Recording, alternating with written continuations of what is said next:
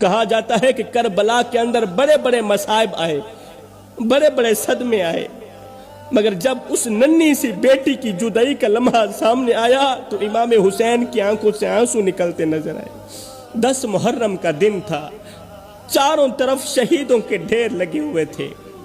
آخر میں حضرت امام حسین کربلا کے میدان میں جانے لگے، آپ کی معصوم بیٹی نے گھوڑے کی لگام پکڑ لی، بیٹی نے گھوڑے کی لگام پکڑ لی۔ ننھی سی بیٹی ہے، رو کر کہنے لگی، اے گھوڑے میرے بابا کو لے کر میدان میں مت جانا، کیونکہ میں نے دیکھا ہے اس میدان میں ہمارے خیمے سے جو بھی گیا ہے زندہ واپس نہیں آیا۔ کیسا منظر ہوگا وہ جب ایک باپ گھوڑے پر سوار ہوگا اور اس کی معصوم سی ننھی سی بیٹی گھوڑے کے قدموں سے لپٹ کر منتیں کر رہی ہوگی کہ آگے مت بڑھنا، آگے مت جانا، اے گھوڑے میرے بابا کو مجھ سے دور مت لے جانا۔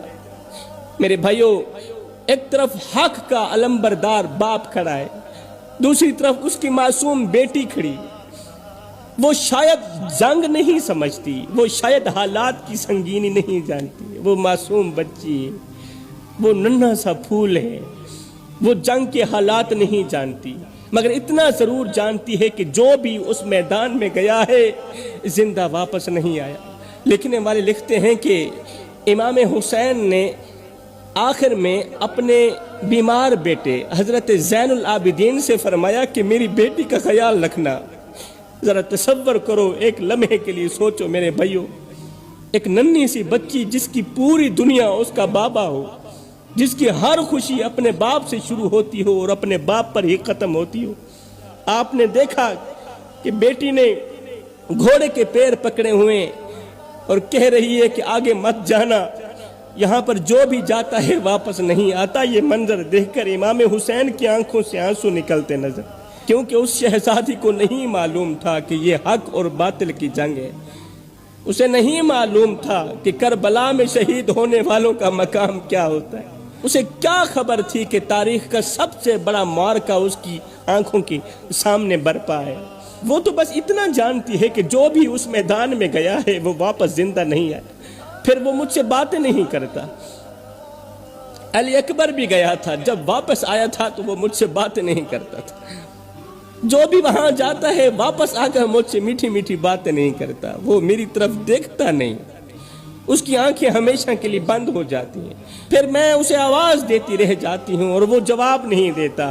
مجھے خطرہ ہے، مجھے ڈر ہے کہیں میں اپنے باپ امام حسین کو آواز دوں اور آگے جواب نہ آئے۔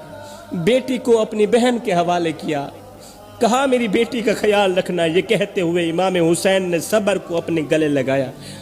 کتنا بڑا صبر کیا ہوگا آپ اندازہ لگا سکتے ہیں۔